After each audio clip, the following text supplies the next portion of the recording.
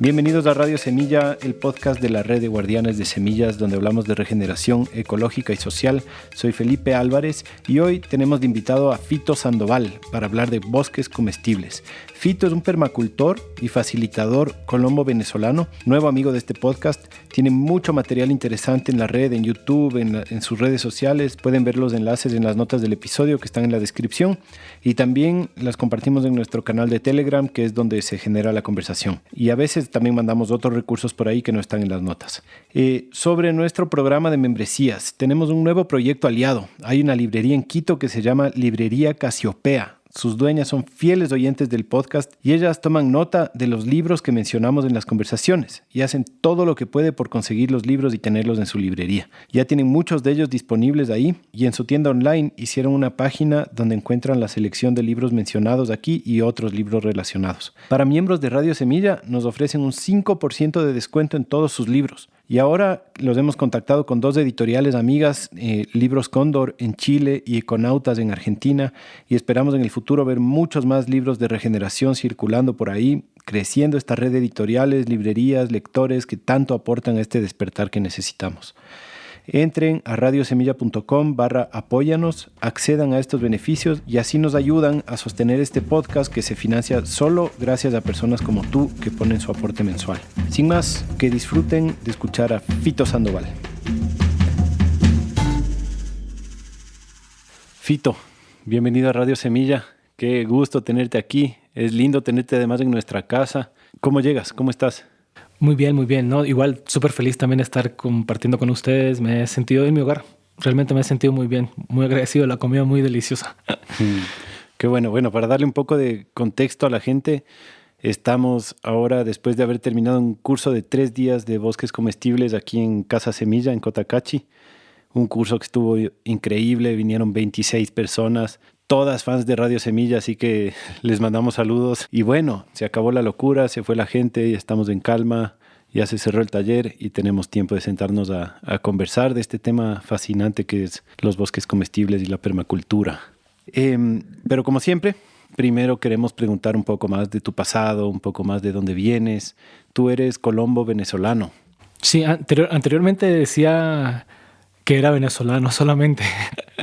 Pero con la crisis de Venezuela, igual amo ambos países, ¿no? Ahora he estado muchos años en Colombia últimamente, como los últimos 6 años de mi vida he estado más en Colombia y aunque toda mi vida, mis padres son colombianos y he vivido en la frontera y siempre estuvo ligado mi vida un poco a Colombia, no me sentía tan colombiano como me siento en este momento. Y de hecho siento que Colombia me ha dado mucho. Y también he hecho como el esfuerzo tal vez por colombianizarme un poco también. O sea, como conociendo la historia de Colombia para conocer también un poco más mis raíces. Y si es que voy a decir que soy colombiano, pues necesito conocer más el país también. Entonces, casi que me sé el himno de Colombia. Todavía no me lo sé tan bien como el de Venezuela, pero sí, nací en Táchira, que es ahí la frontera con Colombia, y es una colonia colombiana también. Es en Venezuela, pero es un estado prácticamente habitado por colombianos. De hecho, ese estado tiene costumbres colombianas y no venezolanas. O sea, el resto del país tiene sus formas de llamar las cosas, pero nosotros en el Táchira llamamos las cosas como las llaman en Colombia. Por ejemplo, las herramientas de construcción. Yo crecí en un barrio de constructores, de albañiles, y todos los nombres de herramientas me los aprendí así con los nombres colombianos. Y después que cuando salí a trabajar por el resto de Venezuela, que trabajé muchos años como bioconstructor, tuve que aprenderme nuevamente los nombres porque en Venezuela se llamaban diferentes, aunque yo haya vivido en Venezuela. Entonces sí, es muy ligado a Colombia. Es que eso de las fronteras, ¿no? Que es donde más se logra visualizar lo absurdo que es que una línea separe un país de otro como que fueran totalmente distintos, ¿no? Y claro, estás en la frontera, eres las dos cosas, claro. Exactamente, es el efecto borde de la permacultura. O sea, uno no se da cuenta, ¿no? Pero cuando empieza a estudiar esto, ves que un manglar tiene algo de tierra firme y algo de mar, pero aparte que tiene algo de mar y de algo de tierra firme, tiene todo un ecosistema en sí que es único de ese punto. Yo me siento así, pues, o sea, como que pues Venezuela es este país, Colombia es este país, pero hay casi que como una especie de tercer país en cualquiera de las fronteras que tiene algo de ambos. Entonces es muy chévere, muy interesante. ¿Y cómo fue tu infancia? Bueno, mi infancia Fue, compleja un poco, pero divertida. Creo que fue muy divertida. Yo crecí en una zona rural que después con los años se convertiría en un barrio. Era una finca o varias fincas que subdividieron, parcelaron y vendieron sobre todo a colombianos inmigrantes, ¿no? Entonces recuerdo haber crecido rodeado de mangos y mamoncillos o mamones, pues le llaman allá en Venezuela.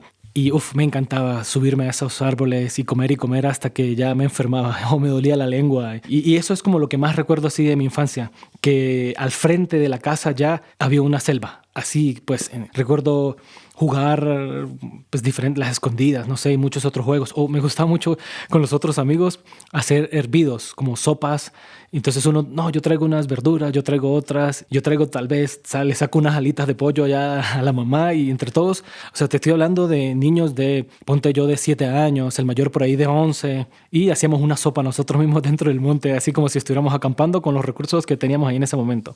Entonces, en ese aspecto, súper divertido y pues lo que te contaba, ¿no? Que crecimos muy solos, ¿no? Porque mi madre se enfermó y pues a los 7 años la operaron de un tumor cerebral y ella perdió la vista totalmente. Yo tenía 7 años y mi papá no vivía con nosotros así directamente, entonces tuve que verme en la obligación de trabajar. Y bueno, yo me jacto de decir que soy totalmente autónomo financieramente desde los 9 años, totalmente. O sea, no hay nada que de los 9 años material, pues, que yo tenga en mi vida que me lo haya comprado alguien más que yo mismo, pues. ¿Y en qué trabajabas? Vendiendo verduras o cargando mercado para otras personas. En Venezuela se llama carretero o caletero, pues, que es, tú vas, compras verduras, ya sean bultos. Normalmente trabajé en mercados mayoristas, entonces eran cestas. Sí, sobre todo cestas. Yo tenía una carreta que me la prestaba mi padre. Pues él trabajaba allí también. Él me llevó a trabajar con él y le agradezco mucho porque gracias a eso yo en este momento soy como para las que sea, ¿no? Así que lo que tenga que hacer, siempre y cuando sea algo honesto y no comprometa mis principios, estoy dispuesto a hacerlo, pues. Entonces... Soy testigo porque nos fuimos a cosechar las verduras para el taller al huerto de aquí al lado y era una gaveta grandecita, ¿no? Con un zapallo grande, con unos papanavos, con zucchinis, coliflores, grande. Y bueno, íbamos cargando entre las dos. Tú dijiste, no, esto está un poco incómodo. Y pum, la subiste al hombro como que fuera nada. Sí. Lo hacías desde los 9 años. Sí, ese fue mi trabajo, mayormente. Entonces, pues me pagan como una especie de, como propina, algo así, por llevarles la cosa hasta su vehículo. Y ahí trabajé desde los 9 hasta los 17 años, más o menos, sin parar. Digamos, yo me llevaba la ropa de trabajo para la escuela y cuando salía de la escuela me iba al mercado a trabajar. Yéndonos un poco más atrás, no sé si es que quieres compartir la historia que nos contaste hace un rato y si no quieres también, todo bien. Tú tienes medios hermanos y son algunos hijos, pero no todos son hermanos de papá y mamá. Y entiendo que eso fue como algo que marcó bastante tu infancia y la de tu familia. No sé si de verdad, si es que no quieres, yo borro esta parte y todo bien. Pero si es que nos quieres compartir esa historia, bienvenida. Bueno, pues no tengo problema. A ver, yo siempre pienso, ahora estoy terminando de escribir un libro sobre patrones de la naturaleza y estoy como en esta gira de cursos de bosques comestibles porque quiero empezar a escribir un libro de bosques comestibles. Entonces estoy como estudiando qué quiere la gente para ponerlo allí. Pero entre esta faceta de escritor, que no es tan nueva en mí, siempre he tenido como esa inquietud de encontrar conocimiento o de validar mis conocimientos a través de la escritura. Pienso que debería escribir un libro sobre mi madre, porque es una mujer que tiene tantas historias y a pesar de haber vivido tan poco, está viva, pero digamos tiene muchos años de estar como casi que encerrada en la casa, pues sin salir mucho. Sí sale igual y es muy autónoma, pero pues eso, como comenté hace rato, ella se quedó ciega, pero antes de eso, no, pues una vida súper triste, así que a medida que la escucho yo digo, wow, cómo a veces la vida puede ser tan injusta, ¿no? Con ciertas personas, ¿no? Por lo menos ella pues es hija, no sé qué número, porque es hija de un matrimonio que tuvo 18 hijos y ella es como la número 11 por ahí, no sé. Y pues un matrimonio de cierta forma interesante y que influenció en mí también ahora cuando lo veo porque eran muy autosuficientes, ¿no? Ellos hicieron su propia casa con tapia pisada, cultivaban sus alimentos, pero mi mamá estaba agotada de cocinar para obreros y se fue con un hombre que era como 15 o 16 años mayor que ella, porque simplemente él la sacó de la finca, pues, de donde vivían, de su familia. O sea, como que vámonos para Venezuela y o sea, si quiere irse para Venezuela conmigo, vámonos. Entonces ella, pues, tal vez no estaba tan enamorada, pero él le ofreció esa oportunidad de irse y se fue para Venezuela, así muy joven.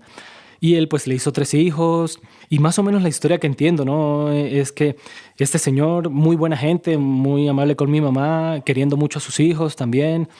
Siempre he escuchado cosas buenas de él. Ellos vivían como en una vecindad así como la del Chavo y compartían un baño. Entonces como que el señor vio a una vecina de la misma vecindad en el baño, desnuda, sin querer. Y esta mujer le comentó a su esposo y ese esposo como que ese mismo día o al otro día borracho tocó la puerta de la casa donde vivía mi mamá con el señor. Mi mamá abrió la puerta y el señor sacó una pistola y mató al esposo de mi mamá delante de mis hermanos que estaban pequeños, creo que mi hermana mayor tenía, no sé, como 6 años, mi hermano tenía 3 y estaba embarazada de mi otra hermana. Y ellos pues vieron a su papá desangrarse, morir allí pues y eso... Pues a mi hermana mayor, que lo recuerda bastante todavía, sí, ella, pues con los traumas, ¿no? De la vida que eso genera, ¿no? Pues no es para menos. Y después mi madre conoció a mi padre y ya pues nací yo y mi hermana. Mi padre aún así no vivió mucho con nosotros, pero como te comentaba, o sea, él siempre nos alimentó. Digamos que si mi padre dio algo, fue comida. Nunca pasé hambre. Sí me faltó papá.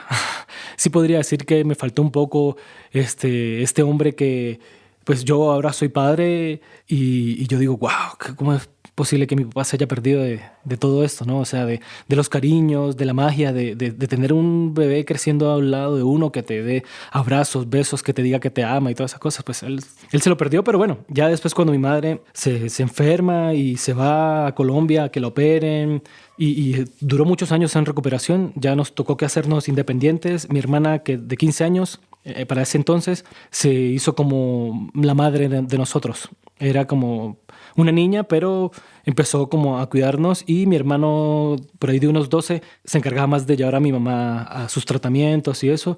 Y pues yo tenía 6, mi hermana menor 5 años y ahí vivimos, pero eso... También pues todo trae cosas positivas, ¿no? Yo me siento orgulloso de mis hermanos. Así tengo unos hermanos increíbles, o sea, los amo, los adoro. Tenemos una relación muy sólida, muy sólida. Digamos, no dudo ni siquiera un segundo que ellos darían cualquier cosa por verme bien y de igual manera yo lo haría por ellos. Entonces eso se dio pues en el seno de esta batalla que fue la niñez para nosotros, ¿no? Entonces más o menos por ahí va lo que te había comentado. Uh-huh. Qué fuerte, ¿no? Y después que trabajaste hasta los 17 años, dijiste como cargando frutas. ¿En este tiempo tú estudiabas del colegio? Sí, no, yo nunca dejé de estudiar. Y yo no sé cómo hice, viejo, no sé cómo hice, porque creo que mi hermana mayor tenía como una especie de autorización para inscribirnos en la escuela, porque pues mi mamá está ausente. Pues sí recuerdo mucho ir a la escuela con ropa rota, sucia, así que se me salía el dedo del pie por el zapato roto y toda esa cosa. Pero aún así fui, pues, o sea, como que nunca falté a clase. Igual nunca nadie me pidió que hiciera tareas, nunca nadie me dijo que estudiara, pero fuimos sin parar y todos nos graduamos, pues, así. Y incluso todos tenemos alguna formación universitaria también, entonces, pues, chévere, ¿no? Sin que nadie nos haya dicho estudia ni nada, sino, no sé de dónde saldría esa motivación, porque yo, de hecho, ahorita con los pensamientos que tengo, tal vez no hubiese estudiado. Si pensara como pienso ahorita, me hubiese dedicado más, bueno, a la autoformación o otras cosas diferentes, ¿no? Pero bueno, sí cumplimos con todo el estudio hasta que, de hecho, o sea, nunca fui mal estudiante en lo absoluto, para nada. Y después viene el ejército. Sí, en Venezuela hay 4 componentes, que es el ejército, la armada, que es la marina, la aviación, y este componente que es la Guardia Nacional, que en Colombia equivale como a la Policía Nacional, no sé aquí qué cuerpo haya aparecido, pero es un organismo militar, pero con cierto accionar civil. O sea, de hecho, la acción o el trabajo de la Guardia Nacional es el resguardo interno del país.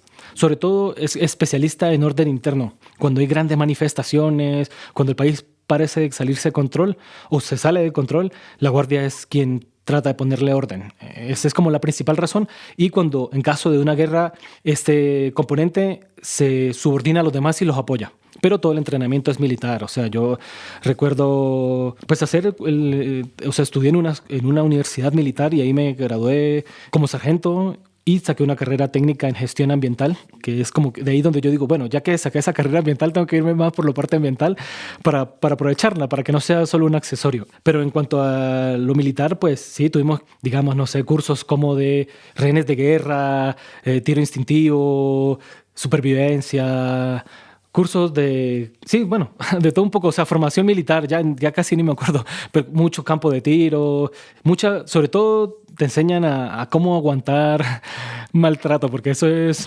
básicamente eso, a cómo llevar el cuerpo al extremo, o sea, recuerdo pararme firme y quedarme dormido, parado firme, o haciendo flexiones de pecho. Cada vez que yo pegaba el pecho al suelo, está lloviendo en medio de un patio, digamos a unos 1200 metros sobre el nivel del mar, que no es tan frío, pero es algo frío a la 1 de la mañana, lloviendo. Y cada vez que pegaba el pecho al piso, me quedaba dormido. Y cuando subía la flexión, me despertaba, y cuando bajaba la flexión, me dormía así. El grado de cansancio. Sí, y lo otro era que cuando entré, pasé 15 días para ir al baño por primera vez. Así. Porque era un gasto energético. Era así como que te daban... Tienes 5 segundos para bañarte. Y en esos 5 segundos uno lo que hacía era tomar agua. Entonces, 5, 4, 3, 2, 1, ya listo, salte el baño. Esos eran los baños. Pero en ese tiempo uno lo que hacía era tomar agua. Y así pues eran como los primeros 2 meses se llama periodo de adaptación. Entonces te tratan re mal para ver si aguantas.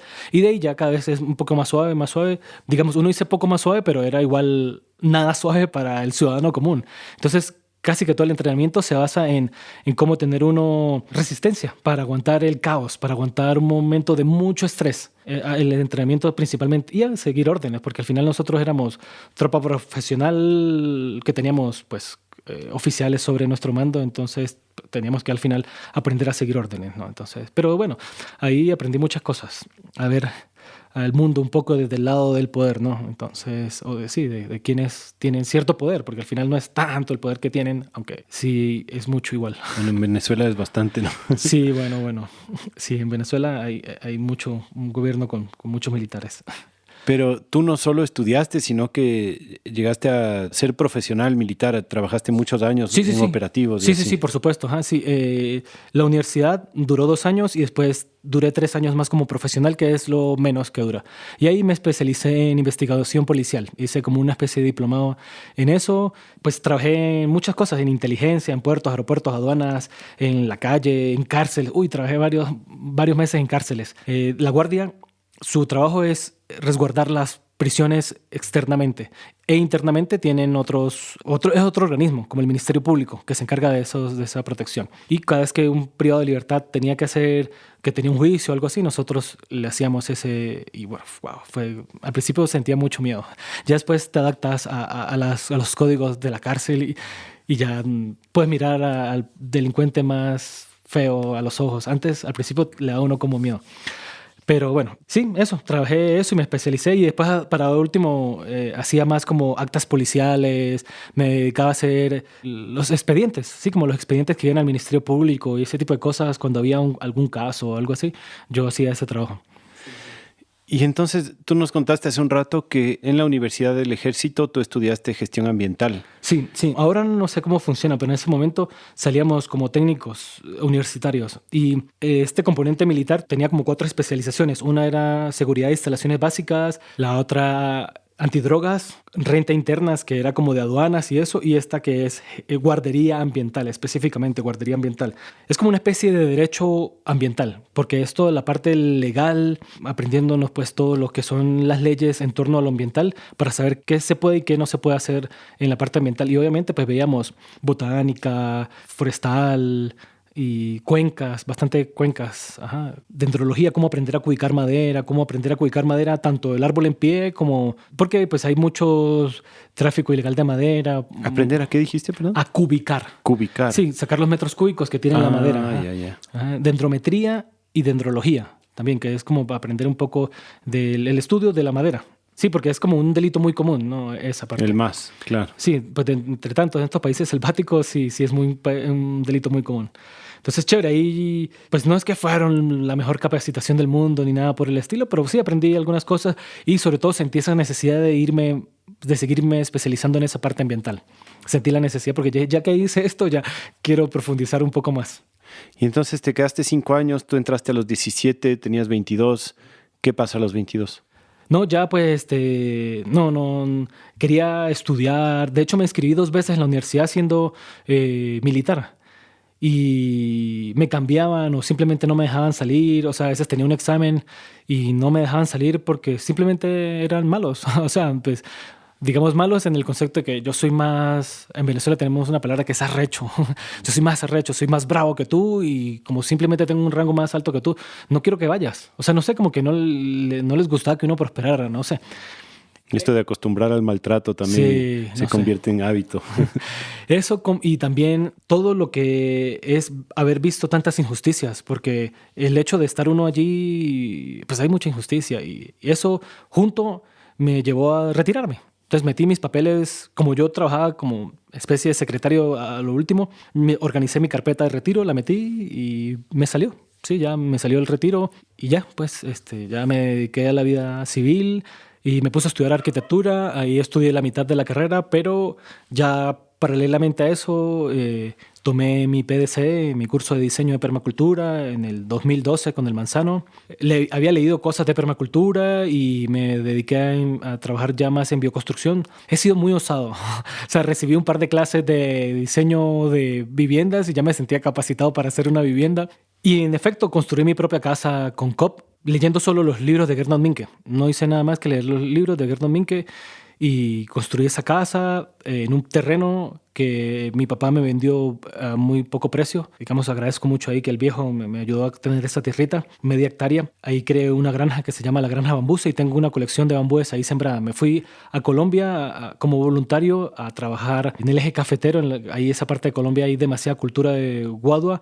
Y ahí fui al centro de investigación del bambú guadua que está allí y conseguí varias especies de bambúes. Después conocí a un arquitecto paisajista venezolano que tenía una colección, digo que tenía porque falleció hace como 2 años por ahí, y el César Díaz, muy, muy amable. Entonces empezamos a intercambiar, a troquear especies de bambúes y bueno, todavía esos bambúes están muy bonitos allá. Quiero hacer un taller de muebles ahora con esa granja. Perdón, pero ¿cómo es que un militar de la zona fronteriza de Venezuela le llega a la permacultura? O sea, te fuiste a estudiar arquitectura, pero no cualquiera que se va a estudiar arquitectura hace un PDC o consigue un libro de Gernot Minke, ¿no? Pues siempre mi principal sueño en la vida fue ser artista plástico. Ah, mira. Sí, tengo... Ahora en Facebook te puedo mostrar fotos de mi trabajo así. Y fui grafitero por muchos años. Y soy muralista y ya tengo buena calidad de dibujo y eso sí. Cada vez uno se entera de nuevas cosas. Sí, no habíamos hablado de esto, mira. Y eso que fue algo que me marcó mucho porque desde los 12 años, por ahí más o menos, como hasta los 20, dibujé todos los días. Todos los días hice un dibujo, pues me sentaba y hacía un dibujo bien hecho, pues. Ajá. O ilustraba, sé crear personajes, así me los invento. Pero nunca estudié eso. Siempre, o sea, sí, digamos, lo estudié porque cuando me retiré de la guardia quería montar un negocio de publicidad. No, es que hay puras catástrofes en la vida, porque ahora me acabo de acordar otro. Sí. Pero bueno, me gusta Estanislao Zuleta, de verdad, que habla del elogio a la dificultad, porque la vida, pues, estas dificultades te ayudan a crecer. Estanislao Zuleta. Sí, ajá. Un filósofo colombiano. Yo, al retirarme de la Fuerza Armada, con el dinero que tenía ahorrado, monté un negocio de publicidad, sin ser diseñador gráfico, sin ser nada de eso, pero sí tenía conocimiento de ilustración. Me hice por ahí algunos cursos online, ya en ese momento habían cursos online en el SENA, que es el Centro Nacional de Aprendizaje de Colombia, y desde niño tengo nacionalidad colombiana, entonces pues me metí ahí al SENA y tomé un par de cursos de CorelDRAW y Photoshop y empecé a trabajar en ese negocio de publicidad. Y un día, estudiando arquitectura y ya había venido como voluntario a trabajar entre los bambúes, como constructor de guadua, me fui a tomar un curso en una parte, en un estado fronterizo también de Venezuela, otro que se llama Apure, y cuando regresé me le habían quitado la puerta local y me robaron todo, todo, perdí todo ese negocio que tenía como 7 meses funcionando. Y entonces ahí ya me gustaba la permacultura y ahí te respondo, ¿por qué la permacultura? Creo que mis padres influenciaron muchísimo. Mi mamá es campesina, o sea, muy campesina, y desde niño, no sé por qué, pero nací como con el don de que tengo 4 hermanos más, somos 5. Pero en los otros no, nunca, que yo recuerde, estuvieron cuidando los jardines de la casa ni nada por el estilo. En cambio, yo desde pequeño recuerdo que siempre sembré con mi mamá. Tal vez mi hermano sembró cilantro un par de veces, ahora que me acuerdo. Pero yo siempre fui el que fue encargado de los jardines, siempre teníamos un patio grande. Como era una zona rural, pues unos siembran los terrenos de los vecinos porque pues como nadie los habita, uno también, y no habían cercas ni nada que los dividiera, sembramos ahí maíz, criamos muchos pollos en la casa y mi padre, él cultivaba también el maíz ya a gran escala con químicos y todo eso y yo iba a trabajar allá con él. Entonces como que indirectamente recibí mucha formación campesina también y crecí en esta zona que era bastante rural. Entonces siempre fue muy, muy ligada al campo, donde pues también los otros vecinos cultivaban y eso. Y siempre sentí admiración por la naturaleza. Después cuando te das cuenta que un dibujante lo que tienes que ser un buen observador. Eran cosas como que iban pasando sin uno ser muy consciente de ellas, pero uno las iba internalizando. O sea, cada vez que yo me sentaba a dibujar, yo salía a dibujar una iglesia o cualquier estructura bonita, me sentaba y la dibujaba. Me pasaba 2, 3 horas en la plaza nomás viendo. Y pues fui como desarrollando la observación sin querer, porque mi sueño, como te digo, era ser artista. Entonces, bueno, cuando volví de tomar este curso, me robaron todo. Yo ya había sido voluntario varias veces en la parte de la bioconstrucción. Creo ahí todavía no había tomado el PS, pero dije, ya, listo. No tengo nada que perder. Yo no vuelvo a invertir en ningún negocio. Le voy a invertir es a mi cabeza, a mis pensamientos, que ahí nadie me va a robar nada. Si me muero, me llevo todo.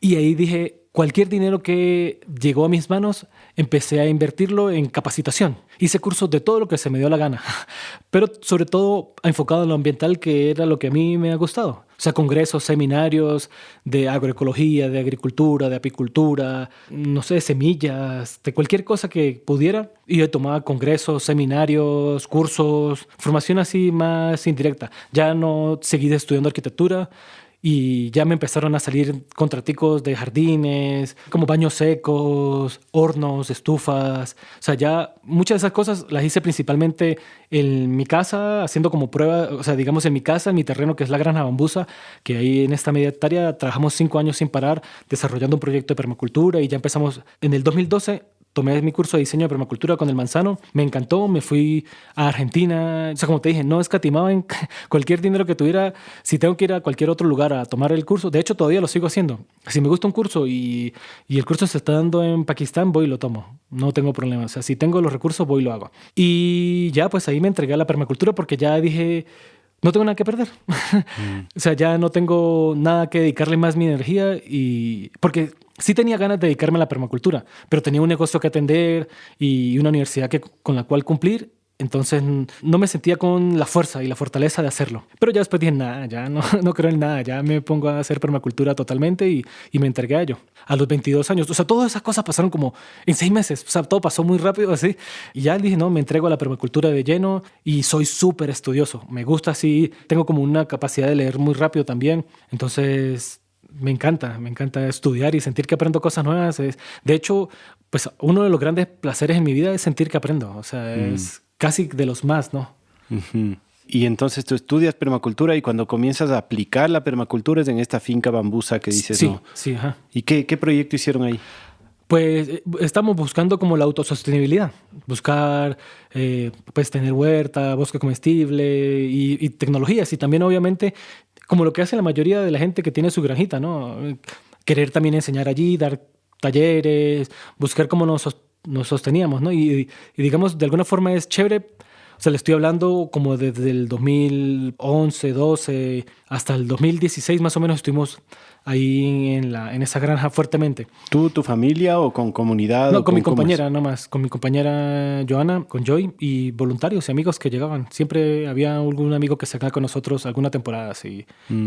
Y ahí fue donde hiciste esta casa de COP que mencionabas. Sí, ajá, hicimos la casa, baños secos, círculos de bananas, hornos, sistemas de captación de agua de lluvia.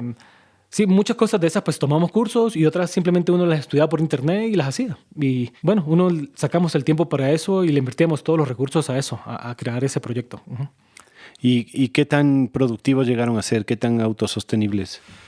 Es bastante difícil ser autosostenible. Yo creo que hubiésemos podido hacer más, pero también todavía nos faltaba mucho por aprender. Yo por ahí creo tal vez un 30% de lo que uno se come Por ahí más o menos eso, no más allá no. Es complejo. Creo que principalmente nos faltaba experiencia. Ahora siento que hubiésemos llegado mucho más fácil a ese nivel. Pero sí, no, estamos más también interesados en, o sea, aunque queríamos lograr el autoabastecimiento, también yo en ese momento no estaba como centrado, ¿no? Ahora los años pues te dan dando más enfoque, ¿no? En ese tiempo quería hacer de todo. Hornos, quiero ser el mejor en hornos. Quiero bioconstrucción, quiero ser el mejor en bioconstrucción. Huertas, diseño hidrológico, quiero ser. Igual ahora me enfoco más en bosques, agua, que el agua me encanta mucho, el manejo hidrológico. De hecho, sé más de diseño hidrológico que de bosques comestibles. Pero ahora pues veo que de bosques comestibles no hay tanta gente aquí en América Latina específicamente. Ahora con lo de la agricultura sintrópica hay bastante gente ya capacitándose. Pero específicamente bosques comestibles, que es otra cosa diferente a la agricultura sintrópica, aunque se parezcan, no hay mucha gente, pues. Entonces he decidido cómo darle ese enfoque allí y me ha ido súper genial. O sea, todos los cursos que hemos dado de bosques comestibles se han llenado. Parece que el nombre tiene marketing.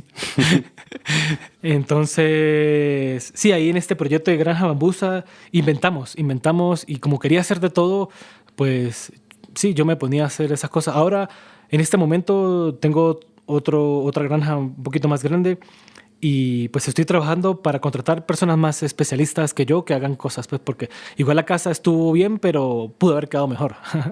Ahora, igual yo también ya he construido otras casas también y otras cosas como galpones, talleres y esas cosas, muchos baños secos.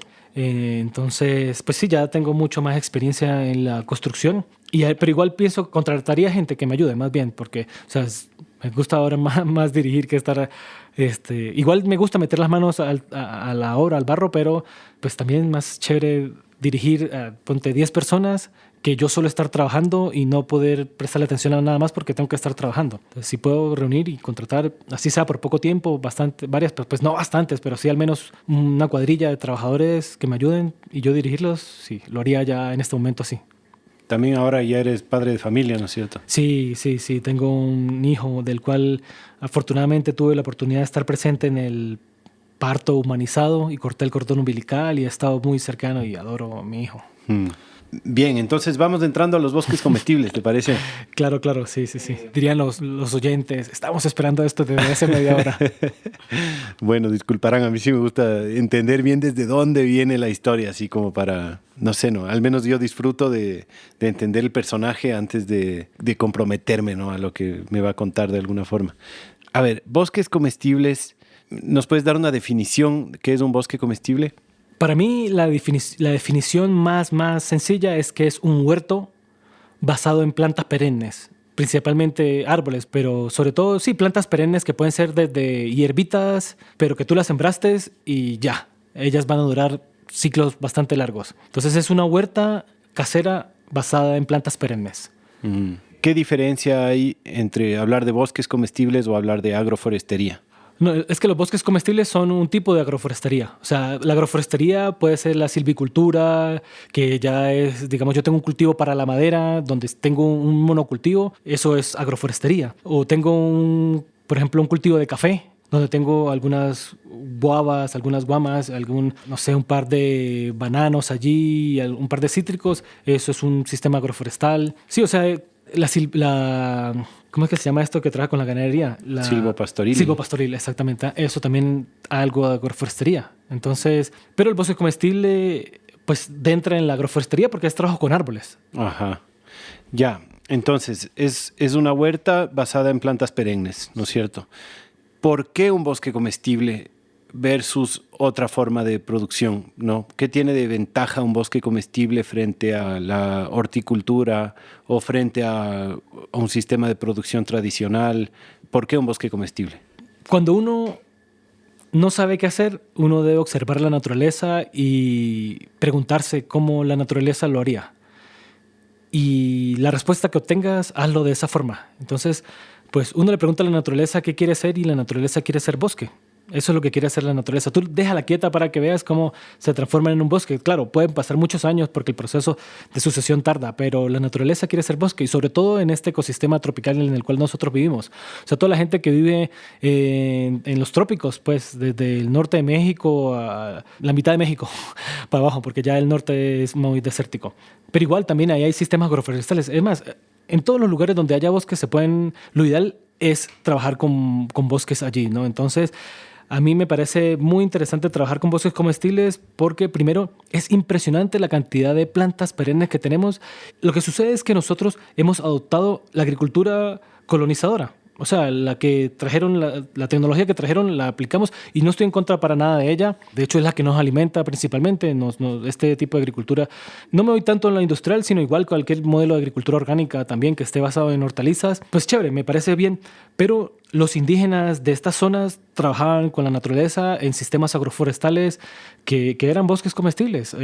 Salían a la puerta de su casa y ahí tenían todo lo que necesitaban. Entonces, yo lo que busco es simplemente hacer lo que ya se ha hecho aquí por muchos años, ¿no? Y justamente, pues, creo que escuchaba en uno del podcast en el podcast que me dijiste que escuchara, que, o sea, estas personas pasaron miles de años observando la naturaleza y adaptándose a ella. O sea, porque es que nosotros estamos tan alejados de ella que incluso decimos, voy a salir a observar la naturaleza cuando nosotros somos la naturaleza. O sea, solo hay naturaleza, no hay nada más. Es solo eso, no hay nada más. ¿Te refieres al episodio número 1 de Radio Semilla, que Sí, es señor. Ecosistemas Antropogénicos, Ajá. con Javier Carrera? Nosotros sí somos uno con la naturaleza y ahora que estemos aquí sentados conversando, estamos en la naturaleza. O sea, no hay nada más allá. Pero aún así estamos dentro de estas 4 paredes, cubriéndonos del frío. Si estuviéramos afuera, tuviésemos que haber desarrollado alguna estrategia para cubrirnos, algún tipo de piel. O bueno, pues claro, obviamente evolucionamos y construimos las casas también.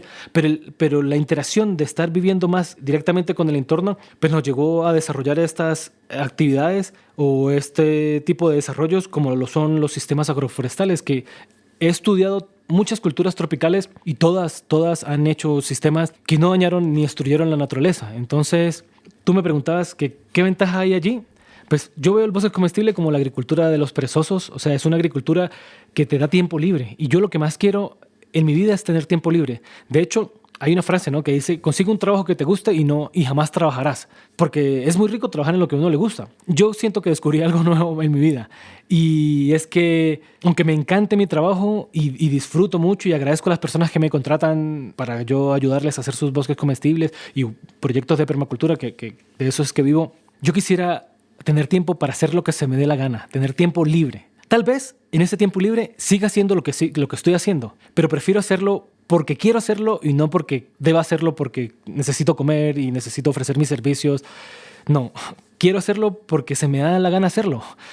Quiero ir a trabajar en el bosque porque quiero hacerlo, quiero trabajar en la huerta o escribir o ese tipo de cosas, ¿no? Entonces, el bosque comestible me da tiempo. O sea, yo, por ejemplo, siembro y salgo y trabajo y vuelvo un mes y el bosque está vivo, aunque no haya llovido. Entonces, es muy resiliente y pues siento que son de las ventajas ahora con todo esto del cambio climático o pues digamos, no sé, o sea, siento que el bosque comestible me da la oportunidad de no esclavizarme porque la agricultura, aunque sea hortalizas, orgánicas, siento que es algo esclavizante. Entonces, para mí eso es una ventaja increíble. El que yo pueda sembrar plantas. Bueno, en el curso nos preguntaban que si podían dejar el bosque sin mantenerlo. Y sí, se va a salir un poco de control y no va a ser tan productivo. Pero tú puedes pasar un bosque comestible ya que pasó su etapa de supervivencia y dejarlo por 20 años. Y seguramente cuando llegues, algunas plantas habrán muerto porque otras habrán predominado más y habrán tapado la luz y ya esta planta, pues las que necesitan luz y quedan cubiertas y no pueden hacer fotosíntesis, pues van a desaparecer. Pero digamos que al menos el 80% del bosque va a estar vivo. En 20 años no lo tocaste. Uh-huh. Pero en una huerta no la puedes dejar ni 15 días. Una huerta no la puedes dejar de 15 días porque se muere totalmente. O sea, una huerta requiere atención total. Y estos sistemas, pues, me dan la oportunidad a mí de luchar por mi sueño, que es tener tiempo para hacer lo que quiera. Uh-huh. Que es cualquier cosa que me levante y ese día me pegue gana de hacer, eso es lo que yo quisiera. Y el bosque convertible promete. Qué bacán. En mi experiencia sí está siendo así bastante. Bueno, ya lo he contado un poco antes, pero tenemos un parche aquí que tiene un manejo más de bosque comestible, que yo de hecho este último año le he abandonado muchísimo porque el podcast y porque la construcción y que porque los guaguas y ahora organizando cursos y me he dado mucho menos tiempo de estar manejando el bosque. Pero el rato que abandono el bosque no es tan grave. O sea, y cuando quiero intervenir no es tan complicado. O sea, voy con el machete, corto unas ramas de higuerilla, les boto al piso, por ahí podo alguna que otra cosa y te diviertes nomás, ¿no? Pero si le dejas, no es tan grave. 2 meses después puedes hacer más o menos lo mismo sin muchas repercusiones, ¿no? Si le abandono al huerto, No, Te quedas sin huerto. te quedas sin huerto. Sí, Te sí, quedas sí. sin huerto, claro. Sí, sí, sí. Totalmente. Y que además, digamos, le abandonas el mantenimiento, pero después, cada 6 meses o cada año, te toca volver a comenzar de alguna forma. Bueno, hay técnicas en las que no es dar vuelta, pero la mayoría igual arar el suelo, traer Hacer un montón semilleros, de trabajo. trasplantar. Hacer semilleros, es claro, es muchísimo trabajo. Estoy de acuerdo con esa parte. Tal vez para la gente que todavía no se logra hacer una imagen de qué estamos hablando con un bosque comestible, ¿puedes describir un bosque comestible que tú hayas diseñado? ¿Cómo es la experiencia de estar ahí? ¿Qué ves? ¿Cuántos árboles? ¿En cuánto espacio? ¿Qué tipo de comida? No sé, tal vez nos puedes hablar de algún ecosistema tropical, que es donde tú más has trabajado. Sí, yo, digamos, como para...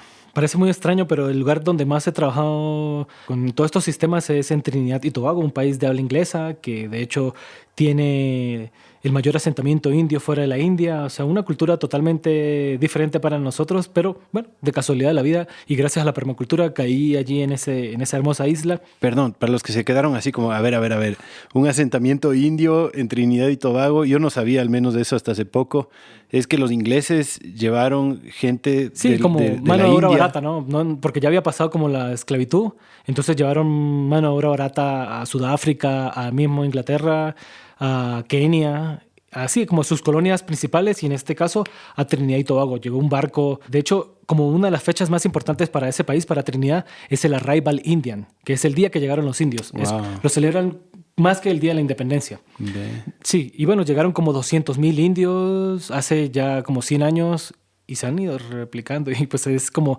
la mayor población de esa isla, que es una isla pues pequeña de 1 millón de habitantes nomás, pero la mayoría es india y tienen templos hindúes y cosas así, ajá, y cultura india, sí, Qué ganas comida de conocer. picante y curry, esas cosas. Bueno, perdón la interrupción, ahora sí continúa.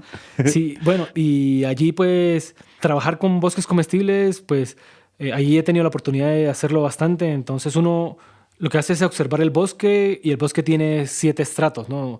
Tiene árboles grandes, estratos es como cada una de las capas que tiene el bosque, entonces hay árboles grandes, hay árboles más pequeños, hay arbustos, hay enredaderas, hay plantas de cobertura, hay plantas que tienen un crecimiento más hacia interno a la tierra, que serían como los tubérculos, y hay otras plantas que son también emergentes, como las palmas que sobresalen por encima del dosel. El dosel es la parte más alta del bosque y estas palmas sobresalen un poco más arriba todavía. Entonces lo que hace uno es aprovechar y observar pues ese patrón de la naturaleza, todo en la vida, para que funcione, creo yo que hay que hacerlo como la naturaleza lo hace. Y en este caso uno lo que hace es observar y copiar esos patrones y utilizar esas capas. Entonces uno pudiera crear un gremio compuesto con todas esas capas. Entonces un gremio son una agrupación de diferentes plantas, ojalá donde todas estén ocupando cada uno de los estratos. Entonces tengo, supongamos, un mango y ese mango es un árbol grande y debajo de ese mango tengo algún arbusto, puede ser, bueno, un café, por ejemplo, o un cacao.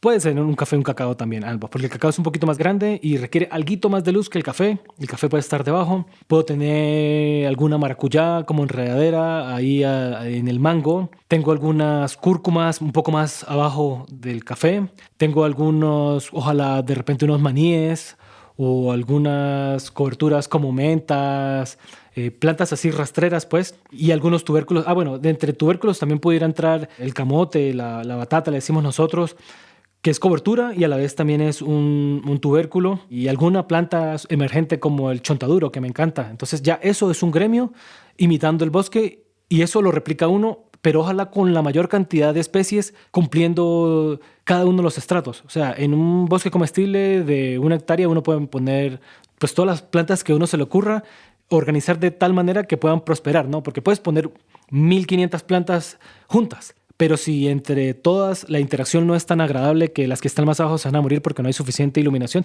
pues no va a prosperar. Pero en este caso lo que hace uno es diseñar de tal manera que todas las plantas que pones en el mismo espacio ocupen espacios donde se van a sentir cómodas. Entonces pues uno sigue observando, esta planta crece muy bien bajo sombra, bueno, vamos a meterla aquí. Esta planta tolera podas, por ejemplo, porque el bosque tropical produce en promedio 1 kilogramo de materia orgánica al año, o sea, con las hojas que cae, con ramitas y todo eso. Si uno pone... Por metro cuadrado. Sí, por metro cuadrado. Si uno mide eso, se da cuenta que, digamos, este mes sacó, no sé, 20 gramos, el otro mes 150 gramos, el otro mes estuvo más seco y sacó 10 gramos, pero el otro mes llovió muchísimo y hubieron fuertes vientos, entonces cayeron 200 gramos. Tú sumas todo eso y al año te da 1 kilo más o menos. Entendiendo eso, uno debe de crear esa biomasa dentro del bosque comestible y sembrar plantas también que toleren podas y que crezcan muy rápido. En el bosque comestible me gusta una frase muchísimo y es que uno siembra para podar y poda para sembrar. Me encantó esa creo que es de Ernest Gosh, no sé. Uno siembra para podar y poda para sembrar. Es una forma de alimentar el sistema con las mismas biomasa que produce el propio sistema. Entonces es más o menos eso, un bosque comestible, una comunidad de muchísimas plantas, entre más le pongas, mejor, que todas perennes, trabajando juntas, ocupando cada una un estrato. Uh-huh. En este gremio que describiste, ¿cuál sería la que produce biomasa? Bueno, allí no puse ninguna biomasa, pero me gusta mucho. Adoro a 2 plantas específicamente. Una es el botón de oro, la Tithonia diversifolia. Me encanta esa planta muchísimo. Produce muchísima biomasa, es melífera, moviliza fósforo, es de alimento para aves. Bueno, tiene muchísimas funciones. Alimento para ganado también, ¿no? Alimento para ganado, tiene un contenido de proteína muy, muy alto. Sí, para conejos, para muchos animales, cuys, gallinas también. Y esta planta la siembro ahí en el bosque comestible, ocupando un estrato arbustivo y soporta fuertes podas y puede brotar nuevamente. Y la otra que me gusta es, por ejemplo, la leucaena. La leucaena produce nitrógeno, guaje le llaman en México, leucaena leucacéfala, algo así se llama, es el nombre científico. Tolera podas también, fija nitrógeno y ayuda a alimentar el sistema. También es comestible las vainas. Pues digamos, en todo este gremio que comenté hace rato, uno pone otras plantas de apoyo, que son estas, plantas que producen biomasa, plantas que capturan nitrógeno, plantas que movilizan nutrientes, y si ojalá la planta hace todo eso y aparte produce alimento, pues mucho mejor. Sí, además, otra cosa que no comenté es que en un bosque comestible no solamente siembras alimento, sino la intención es que el bosque comestible sea como tu supermercado, que saliste a la puerta de tu casa y bueno, puedes tener tu huerta medicinal, puedes tener tu huerta que te produzca algunas hortalizas en algunos claros cerca de la casa, pero no más allá de 20 metros ya ojalá empiece tu bosque comestible y allí tengas todo, o sea, plantas, puedes tener plantas que sean melíferas, plantas que sirvan de tintura como la cúrcuma o el onoto, plantas que sirvan como para madera, para leña, para fibra, para hacer cestería, plantas que sirvan para medicinales, bueno, que allí del para bosque, construir. Sí, nueces, frutas, ¿qué más? Aceites, oleaginosas. O sea, que tú puedas producir todo eso en tu bosque comestible y que allí obtengas. Lo ideal es que el bosque comestible te genere todo lo que tú necesitas. Claro, hay muchas otras cosas más que en nuestra cultura, ya digamos, nosotros utilizamos mucho la tecnología, pues no sé, una computadora, por ejemplo, un teléfono que los utilizamos demasiado, pues no lo vas a sacar en un bosque comestible, pero sí, digamos, cosas básicas para el sustento las pudieras obtener de allí. Es lo que uno busca. Uh-huh. Bien. ¿Cómo partiendo de un terreno degradado totalmente desde cero hasta llegar a un bosque comestible maduro? ¿Cómo es el paso a paso? ¿Con qué comienzas? Yo me acuerdo en alguna vez de haber tenido una clase que hablaba de bosques comestibles que decían que al comienzo no siembras mucho alimento, que al comienzo como que siembras otras cosas y después vas reemplazando poco a poco hasta que al final tienes un montón de alimento. Pero esa supongo que es una técnica y me imagino que hay muchas técnicas. ¿Cómo es tu técnica desde cero? ¿Con qué comienzas? Siempre la respuesta es, debes imitar a la naturaleza. Sí, hay que imitarla, ¿no? Y la naturaleza empieza con una sucesión. La sucesión es que si el terreno está degradado, inevitablemente van a aparecer algunas hierbas. Y después van a aparecer otras hierbas más grandes y después arbustos y así sucesivamente hasta que se transforma en un bosque. El asunto es que esto puede tardar cientos de años. Entonces, cuando se hace con técnica, pues este proceso se acelera. Ojalá en 2 años ya uno tiene ese terreno, digamos, en una buena mira a hacer un bosque, ¿no? Así que lo que hace uno es primero cubrir el suelo. Cubrir el suelo. Hay que cubrirlo para que se retenga humedad. Si no se cubre el suelo, no se retiene humedad y no va a crecer nada. De hecho, yo estoy no es que esté en contra de la reforestación, pero no es algo que yo apoye mucho. O sea, un terreno degradado, llegar a forestarlo, a sembrar, no es como que si me contratan a mí para regenerar un terreno, no haría eso. Yo hago es un diseño hidrológico. Primero se diseña el terreno para que el agua que caiga allí, ojalá se quede allí, la mayor cantidad se infiltre en el mismo terreno, evite la erosión, porque cada hojita, cada granito, por más mínimo que sea, de materia orgánica que vaya cayendo, cuando caen fuertes lluvias, fuertes aguaceros, se arrastran estos sedimentos. En cambio, si tú evitas que haya escorrentía, ojalá tú puedas tener un terreno de escorrentía cero y que todo se infiltre, pues va a haber mayor acumulación de materia orgánica. Y en el suelo hay bancos de semillas muy gigantes, o sea, las plantas son tan resilientes que hay... A veces uno dice, mire, yo nunca sembré esta planta, o a veces cuando empiezas a trabajar la tierra y a cuidarla, de repente aparecen plantas que tenían más de 100 años que no crecían en esa zona y yo me imagino que estaban ahí en las semillas, en el suelo y de repente brotan. Y otras que simplemente también las traen el viento. O sea, por ejemplo, el viento que trae polvo del Sahara, ¿no? Imagínate, desde otro continente trae polvo que ayuda a fertilizar la Amazonía, de fósforo. Ese polvo no solamente viene cargado de minerales, sino vienen muchas semillas allí también.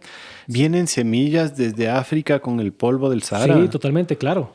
Sí. Y hongos y microorganismos. De los hongos sí me imaginaba, pero las semillas no sabía. Pero claro, no hay unas tan livianitas que de ley vuelan por supuesto. Y los vientos, entre continentes. Entre más alto, pues soplan más fuerte y sí, claro, vuelan todas esas semillas. Ajá. Además, las aves o los animales o uno mismo, o sea, uno mismo a veces camina por un lugar donde hay hierbas y cuando se mira el pantalón está lleno de semillas. Uh-huh. Y una ave que de repente paró a descansar en un arbusto por allá en África y de repente, como parte de su proceso migratorio es pasar por esta zona, pues capaz aquí le dio un paro cardíaco y se murió y se cayó aquí en esta zona y sus alas o sus plumas estaban llenas de semillas. Y ya, listo, ahí tiene todo el fertilizante, tiene todo y creció árboles que estaban en algún otro lado o arbustos que van preparando estas condiciones. Entonces, ¿qué haría yo primero? Cubrir el suelo. ¿Cubrir el suelo con qué? Con plantas las que yo pueda. Lo que yo observe que está creciendo allí, no me importa si es pasto, vegetación, todo lo que llaman maleza, para mí, con tal de que el suelo se cubra, es una bendición, porque de ahí en adelante todo es más fácil. O sea, un terreno que está degradado, que se erosiona, que no crece nada, porque es que la erosión no le permite, pues digamos como en parte de este proceso de diseño hidrológico, también generar barreras.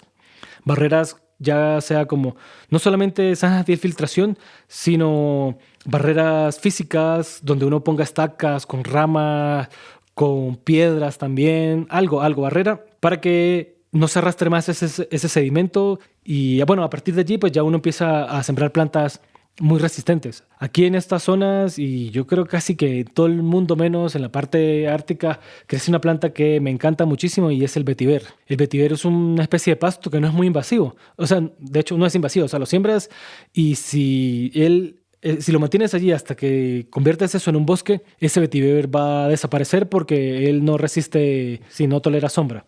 Así que pues se puede tener tranquilamente hasta que ya la sucesión llegue a este punto que lo haga desaparecer. Y el vetiver es muy tolerante a la sequía, puede crecer en pantanos. De hecho, creo que naturalmente es una planta de pantano. Así que empiezas a sembrar plantas que produzcan biomasa y que puedan sobrevivir y tolerar esas condiciones de suelo que tienes. Ya cuando tienes eso y ya el suelo ya retiene humedad, ya hay cobertura, ya hay algo de biomasa, ahí sí empiezas a sembrar otras plantas. Tal vez de repente, o sea, plantas como, es que tenemos muchas plantas productivas que son bien resistentes, o sea, la yuca, los bananos. Hay plantas muy que crecen y no son tan exigentes, toleran suelos bien degradados y pueden crecer bastante bien. Entonces, sembramos estas plantas. A mí el banano es una de las plantas que más me gusta porque produce una cantidad de biomasa y me ayuda como a fertilizar y aparte de eso, es como una especie de sistema de riego para las plantas. Yo corto los tallos, los pico por la mitad y se los pongo en la base. Primero le pongo mucho mulch, que es un acolchado de materia orgánica a cada árbol o a cada planta que se siembre y encima de eso le pongo estos mitades de troncos o de pseudotallos de los bananos y allí se va a irrigar eso. O sea, tú le cortas al banano, sí. Al tallo le partes en la mitad Sí, lo corto en Y le secciones ponen en el de suelo. unos 50, 60 centímetros, que son cilíndricas, y esas secciones las corto por mitad, que queden como medio cilindro, 2 medios cilindros. Y como carga tanta humedad, va a estar durante un tiempo echando Sí, agua ahí. tarda por ahí un mes cada pedacito de eso. Y ya cuando se empieza a quedar bastante corto otro y lo voy poniendo así, de tal manera que me ayuden a mantener humedad, aporten materia orgánica y hay mucha biodiversidad que cuando uno levanta esos pedazos de materia orgánica, hay lombrices, hay un montón de otros microorganismos. Que además el tallo del banano tiene como un montón de nichos, ¿no? Ajá, O sea, sí. como que es medio corrugado, así Sí. como el cartón corrugado, que hace un montón de huecos de aireación y ahí viven un montón de animalitos y... A mí la banana me encanta muchísimo para sembrarlas en la sucesión temprana del bosque comestible. Perdón, pero además la banana es increíble porque puede ser un sostén alimenticio, pero de los más potentes, ¿no? O sea, uno podría comer verde, de hecho en muchas partes del mundo comen verde, casi que como la mitad de la comida que comen es verde. Sí, es el carbohidrato que sostiene a la familia, sí, claro. Y maduro también, y tantas preparaciones, ¿no? O sea, yo he estado en la Sierra Nevada de Santa Marta trabajando ahí con algunas comunidades indígenas y todos esos niños los alimentan es con tetero, sí, tetero le llamamos nosotros a esta colada, ¿no? De banano. Cortan los bananos así en trocitos, en circulitos y les pasan un hilo y lo ponen a secar. O sea, son trocitos de roditas, así como una moneda. Les pasan un hilo y los ponen al aire y en una semana ya están secos, los muelen y con eso hacen su atol, su colada. Ah, o sea, hacen como harina Sí, ajá. de plátano. Sí, y con eso es que alimentan a los niños. O sea, aparte de teta, con eso. Y unos niños súper fuertes así. Y claro, le echarán panela tal vez. Con eso se mantienen los niños fuertemente, sí. Claro, ¿no? En las partes tropicales, plátano y yuca es la base de todo. Sí, sí, ajá, exactamente. Antes de que llegara el banano aquí a América, la yuca era todo. Así, la yuca, la fuente primaria, sobre todo porque se puede deshidratar y se puede conservar por largas temporadas. O sea que si tienes que viajar, puedes llevarte un par de kilos de casabe así bien deshidratado, seco, y puedes comer eso y alimentarte. Puedes tener fuerza para seguir el viaje o esperar a cazar o lo que sea que tengas que aguantar.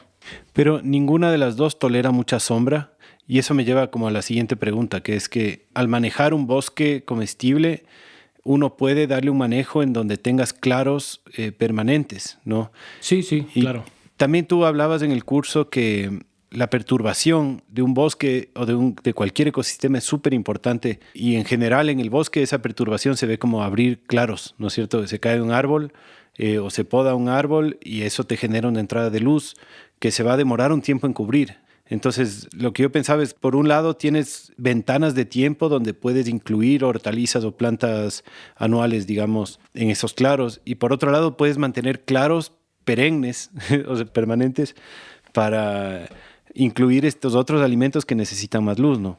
Sí, o sea, por ejemplo, nosotros somos una cultura de maíz, así que si tenemos un terreno grande, quisiéramos dejar, así sea unos, no sé, 50 metros cuadrados para sembrar un parchecito de maíz. Claro, eso se tiene allí y en ese parchecito se puede sembrar, sí, maíz, frijol y algunas calabazas y plantas que sean de ciclos cortos. Eso, por supuesto, se hace. Es que la dinámica de claros es una acción natural también del bosque. O sea, el bosque, nunca hay un bosque donde todos los árboles están a la misma altura y tienen la misma edad, sino es un mosaico de plantas que están adultas, muy viejas, otras muy jóvenes, otras partes está, o sea, bien sea que pasó un tornado, que pasó un grupo muy grande de animales o una plaga tumbó un árbol, no sé, o sea, hay muchas actividades y todas esas actividades generan esa perturbación, que la perturbación es un cambio drástico en la naturaleza en muy poco tiempo, en un periodo muy rápido genera ese cambio y eso estimula a la planta o a todo el ecosistema a regenerarse, a generar más vida. A veces uno tiene árboles que están viejos y uno les realiza una poda, que también es una perturbación, y los árboles vuelven a prosperar, vuelven a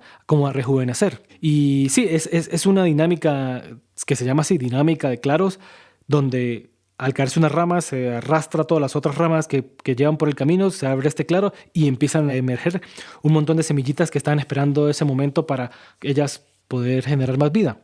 Así que sí, uno puede tener varios claros donde siempre hay hortalizas pues siempre, como te digo, enfocado en lo perenne. Sobre todo, yo lo que quiero invitar a la gente que está escuchando este podcast es que investiguen la cantidad de plantas perennes que hay. Es impresionante.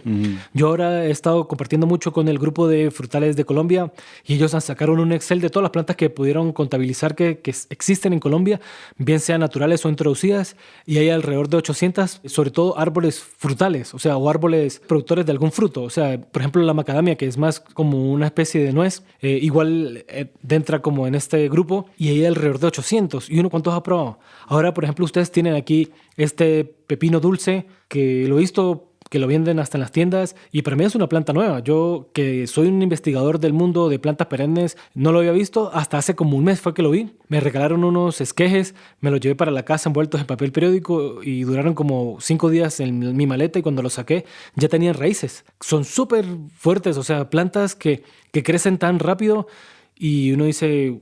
wow, esto existe acá. Crece muy rápido, porque eso es otra cosa que tú buscas en, por ejemplo, este daikon, el rábano. No es perenne, pero es una planta que su acción fisiológica lo hace perenne. O sea, crece tan rápido, es tan resistente y se replanta sola.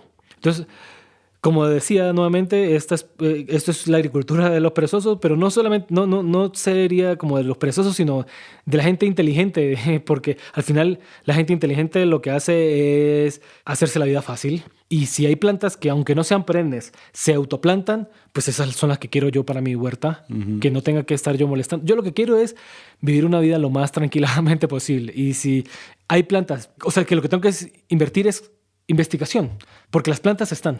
Lo que pasa es que no las conocemos, pero hay muchísimas, muchísimas. Te dije que este grupo colombiano tiene alrededor de 800 plantas, pero solo plantas arbustivas o arbóreas. Ahora enredaderas o plantas, bueno, también tienen ellos algunas enredaderas allí. Digamos plantas más herbáceas, como un montón, este movimiento de plantas alimenticias no convencionales, a mí me tiene loco de felicidad, porque hay... cualquier cosa que miro para un lado o miro para el otro es comestible. O sea, yo me atrevo a decir que, no sé, al menos el 50% de las plantas o son comestibles o son medicinales, pero tienen algún uso. Y las plantas que consideramos que no tienen un uso, creo yo, es que simplemente lo que falta es investigación, que seguramente tienen algún aporte más allá de su propio valor intrínseco que tiene por existir y ese servicio ecosistémico que tiene por ser un ser más de este planeta. Creo que tienen muchas de ellas, nos pueden ofrecer servicios, nos pueden ofrecer bien sea medicinales, alimento, qué sé yo. Hay plantas como el barbasco que lo utilizaban los indígenas, que eran hojas o cortezas que las trituraban, las tiraban al río, y estas lo que hacían era como sacarle el oxígeno, y los peces salían a respirar y los cogían más fácilmente. O sea, yo estuve en una pesca así en la selva. Es loquísimo. Sí, es fuerte también. Y eso se diluye rápidamente y ya simplemente no genera más daño en el bosque, no es que, o en el río, perdón. No es que va a seguir acabando con todos los peces. No, simplemente donde se empieza a oxigenar nuevamente el río, pues ya, listo, no generó un impacto. Pero lo que digo es que hay plantas que tienen usos tan diversos que le pudiéramos dar, que lo que necesitamos es investigar. Entonces, seguramente todo este montón de hierbitas por allí, lo que no hemos encontrado la vocación que tienen, pero ahí están esperando que hagamos investigación. Para los que quieren tal vez conocer más de estos manejos de bosques comestibles con cacao, tenemos un par de episodios, uno con Alejandro Solano y Agustina Arcos, y otro con George Fletcher, que ambos tienen bosques comestibles con un manejo específico para el cacao, que de hecho lo que hacen es eso, ¿no? Mantener estos claros donde está el cacao, que sí necesita más luz, y hacen como corredores de bosque que mantienen conectada a la vida silvestre, solo que los espacios donde tiene el cacao le mantienen más controlado, y donde no tiene el cacao le permiten que se desarrolle más para arriba. Yo conversaba con la Agustina y me dice que hace poco la entrevisté también, y me decía que ahí en su cultivo tienen más de otras 300, o sea, aparte del cacao, tienen unas 300 plantas útiles ahí sembradas, ¿no? Así es. Que las han sembrado con la conciencia de aprovecharlas. Sí, y ellos están cerca de Jaime West y Mimi Foyle, que también son futuros invitados de este podcast. Ellos tienen como 600 especies de plantas útiles, de frutas y de otras plantas justo por ahí. Otro bosque de alimentos increíble. Entonces sí, claro, la diversidad es todo. ¿Qué espacio le das tú a los animales, ya sea criados, o más bien dicho, cuéntanos de las dos ramas. ¿Qué espacio le das tú a la vida silvestre de animales y qué espacio le das tú a los animales criados dentro de un bosque comestible? La intención es que tú puedas tener tanto alimento que la fauna pueda venir allí a comer y que eso no te genere un problema. O sea, pues ardillas, rabipelados, armadillos y muchas otras aves, insectos pueden llegar tranquilamente a un sistema si todo hay equilibrio, si hay abundante comida. A mí el ejemplo más común que utilizo es el del mango. O sea, un mango produce tanta comida que uno no pudiera... Una familia de unos 10 integrantes no es capaz de comérselo de un solo árbol. Así que, pues hay para todos, ¿no? Eso, la intención es que siempre estés teniendo esa visión. En cuanto a la fauna silvestre, digamos, también hay a veces cuando estás iniciando el sistema y estás en una zona bastante rural, que se ha conservado, que tiene mucha fauna silvestre, sí hay que hacer controles porque no te dejan nada. O sea, te salió... Si tienes un mango que tiene 3 años y medio y te sacó el primer manguito, pues se lo van a comer. El siguiente año sacó 5 manguitos, se los van a comer. Entonces, a veces nosotros sí hemos puesto trampas, o bien sea para ahuyentarlos o para capturarlos y reubicarlos. Y en su momento más crítico también hemos consumido algunos animales que hemos atrapado, principalmente porque hay una población muy grande, pues. Entonces, se buscan controlar de alguna forma posible para que en algún instante, cuando estos árboles ya estén grandes, sí puedan tener cierta participación ya más liberal, ¿no? Ahora, de especies que son más para la agricultura o en este caso o la ganadería, a mí me gustan bastante los ovejos, estos que son como ovejas pero de pelo corto, son bastante dóciles y en ciertos cultivos se pueden tener. A las ovejas que tienen el pelo corto, que no son de lana, a esas le llamas ovejos. Sí, son camuros también, no sé qué otro nombre le tienen, son como africanos. Ellos son bastante interesantes, o sea, no son como una cabra que se come todo, la corteza, las hojas, las ramas, y si me dan chance, hasta la última hojita que está en la punta más alta del árbol, suben y se la comen. No, las cabras sí, jamás metería cabras en un bosque comestible, pero si en un ecosistema natural que hablábamos hace poco, como donde hay muchas espinas, donde hay un bosque que uno va a colonizar y abrir claros para empezar a meter, sí metería cabras en un principio y ya después que ellas me preparen el terreno, ya no las meto. También metería cerdos en un principio para preparar el terreno y ya después, a menos que tenga un sistema más basado en árboles, donde no tenga estratos bajos como herbáceos y estratos por ahí como de 70 centímetros para abajo, si no lo tengo, meto cerdos. Si lo tengo, no meto cerdos porque ahí me van a acabar todo, pues. O sea, todo lo que está de ese estrato para abajo. Y yo creo que los ideales aquí son los gansos, patos y tal vez gallinas, si el sistema ya está un poco más establecido. Si el sistema se está empezando a establecer, las gallinas a ratos van a molestar un poco con la escarbada y eso. Aunque hace poco conocí un proyecto de un amigo que tiene unas gallinas enanas y él está encantado porque las gallinas, si bien rasgan un poquito la tierra, son tan pequeñas que no generan un impacto tan grande. Entonces, pero las estrellas son los gansos y los patos. Y claro, las gallinas también cumplen un rol muy interesante porque está la mosca de la fruta que tiene un ciclo subterráneo. Entonces sale la mosca, pone un huevo en la fruta, este huevo se convierte en larva, la fruta se cae, esta larva come hasta que tiene cierto tamaño y se entierra para convertirse en pupa y esperar para convertirse nuevamente en mosca, salir de la tierra y hacer el mismo ciclo. Entonces las gallinas también con ese rasgado sacan esas pupas de debajo de la tierra y rompen con el ciclo de esta mosca. Entonces es igual observar, ¿no? Hay que observar si metiste un animal y algunos amigos en las cañadas en México nos decían que metieron los gansos y funcionaron muy bien, pero de repente cogieron amor por las malangas y empezaron a comerse las hojas, entonces ya decidieron sacarlos para otra parte donde no había tanta malanga, así que es siempre observación y ir ajustando el sistema. Uno diseña y rediseña y no para. Uh-huh. Qué interesante. ¿Hongos? ¿Has trabajado con hongos en el bosque? No, pero sí he visto sistemas que utilizan hongos. He visto shiitake, que crece bastante bien, los troncos cortados y en alguna parte del bosque donde están los árboles grandes y ahí ya pues arman una pila de troncos y ahí inoculan y ponen ahí sus shiitakes. Pero yo no tengo experiencia. Estoy estudiando y bueno, espero en algún instante sentirme con la capacidad de hacerlo. De animales, pues las abejas, ¿no? También que no la comenté. abejas. Las abejas son una parte fundamental dentro del bosque comestible, bien sean las que no tienen aguijón o las que tienen aguijón. Uh-huh.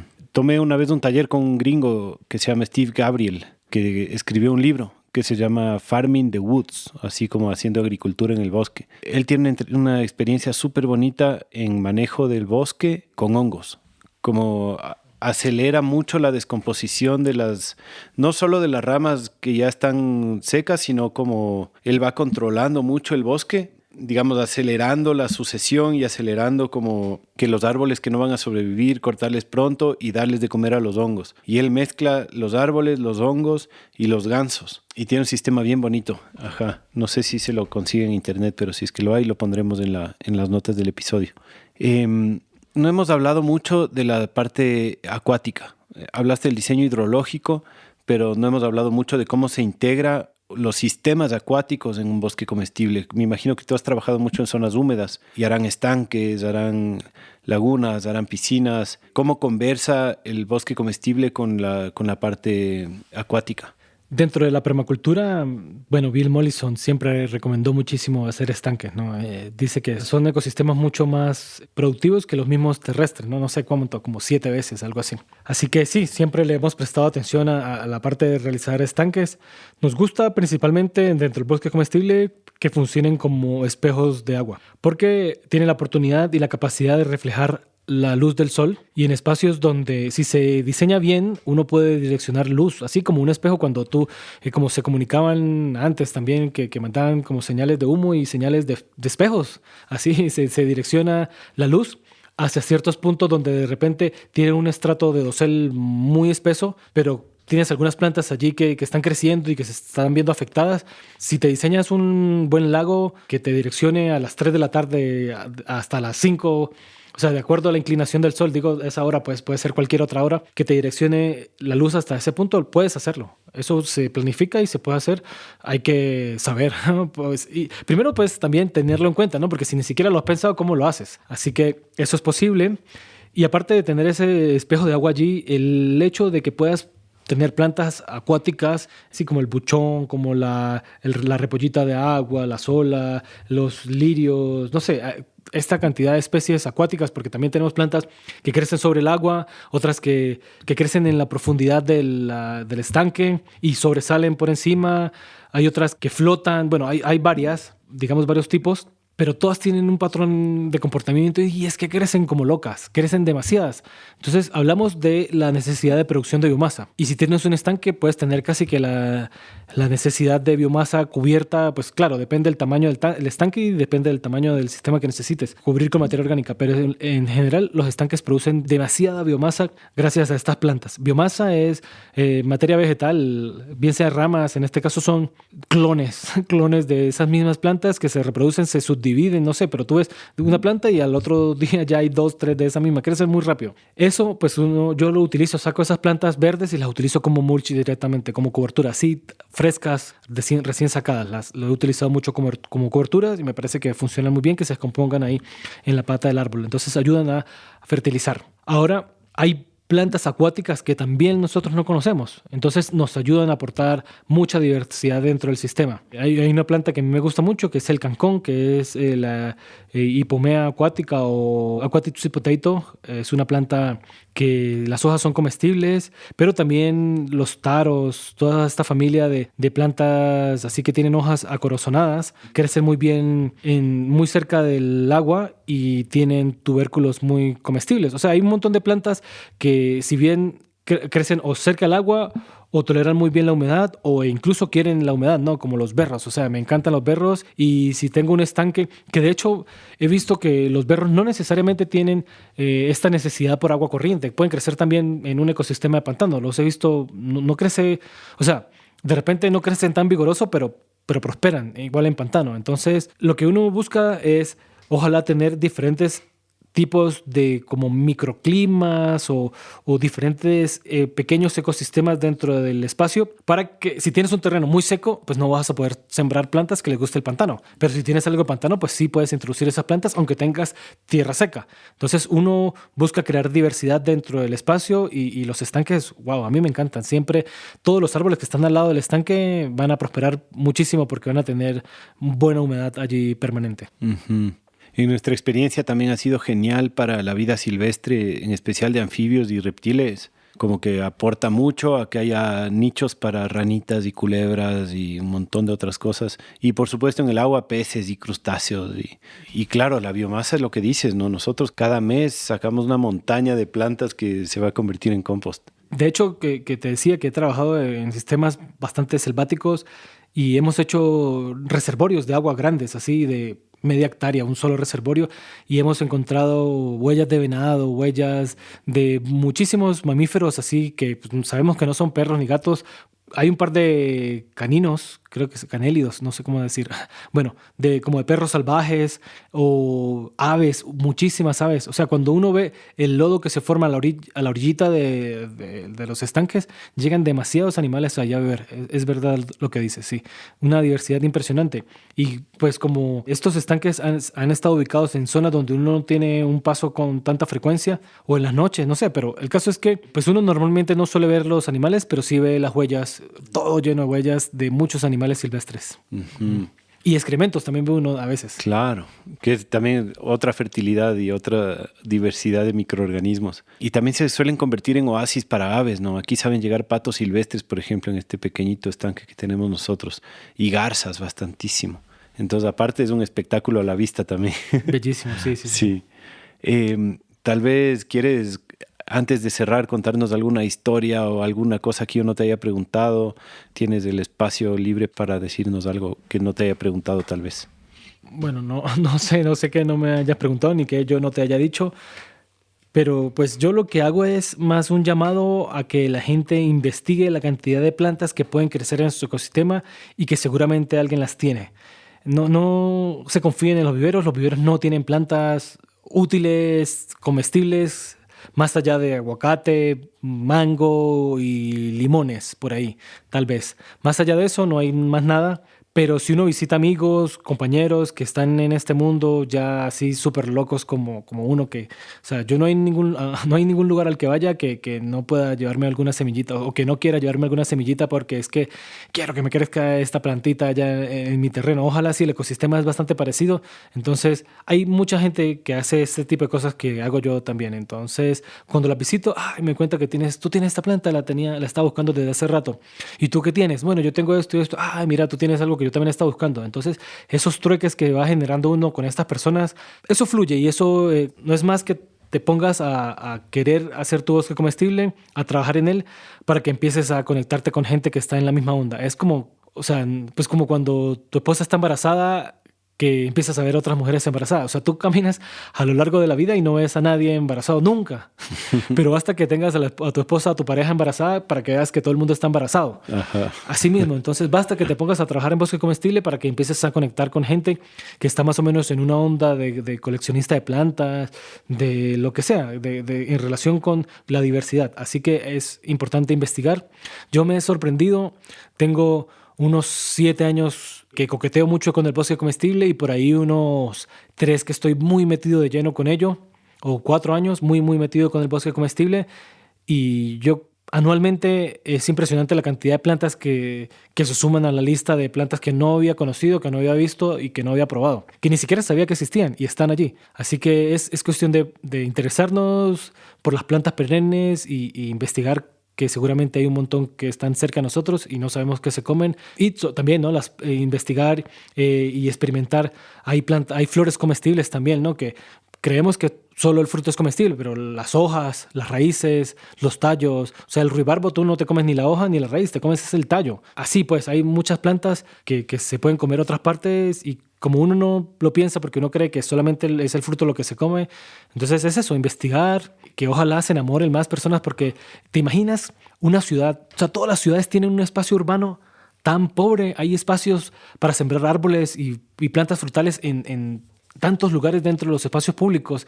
Yo creo que eso sería un sueño hecho realidad, ¿no? Poder ver. Yo imagino muchos lugares en Táchira, donde he crecido, que están espacios totalmente ociosos, diría yo, que lo que generan es un trabajo extra para la alcaldía, para el municipio, que está generando mantenimiento, limpiando por mantener una praderita ahí nomás, pero hay tantos espacios en los que se pueden sembrar plantas perennes para que haya comida para cualquiera que vaya pasando por allí. No cuesta nada. Si tenemos climas que crecen, que llueve tanto, entonces basta con que sembremos una cantidad de árboles abundante, frutales o comestibles, pues, que tengan cierto tamaño en una temporada, empezando la temporada de lluvia, digamos el Viernes Santo, el Sábado Santo, y ahí que aguanten toda la temporada de lluvia y que colonicen todos los espacios. Sería muy bonito eso. Es un sueño, me gustaría. Y sí, que investiguemos, porque entre más investiguemos, pues más nos enamoramos. Uh-huh. Qué bacán.